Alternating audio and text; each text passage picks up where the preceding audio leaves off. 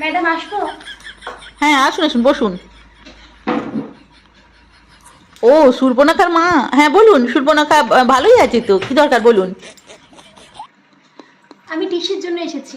আর সুর্পণখার? হ্যাঁ, কেন? সুর্পণখা তো ভালো স্টুডেন্ট আমার স্কুলের। আমার একটা মেয়ে ক্লাস 2-এ পড়ে। ফোরের ছেলেটা আমার মেয়েকে প্রতিদিন ডিস্টার্ব করছে, ফোন করে জ্বালায়। ওর তো নিজস্ব ফোন নেই, আমার ফোনে ফোন করে লাভ ইউ বলে। শুনুন, এবার সেটা ওই ছেলেটা বলে না, ছেলেটার বাবা বলে, সেটা আমি তদন্ত অবশ্যই করবো। তার জন্য আমি থানায় তো ডায়েরি করবোই। যার একটা সময় ফোন করে বলছে লাভ ইউ, ওইটুকু ফোরের একটা ছেলে। আমার মেয়েটা কত পড়াশোনায় ভালো থাকে, কীরকম ভাবে ডিস্টার্ব করছে। আপনারা স্কুলে এতগুলো স্যার ম্যাডাম, আমার মেয়েটাকে একটু লক্ষ্য রাখতে পারেন না? তাহলে আমি কিছু বলি।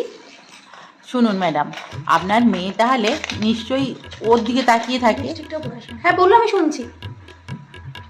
মা যদি স্কুলে এসে লিপস্টিক, মুখে শোনো, এইসব মাথার উপরে চশমা পরে, সেটা তাহলে আপনাকে দেখতে হবে না, সেটা তার মেয়ে কত ভালো হবে। আমার বার পেলেন চালায়।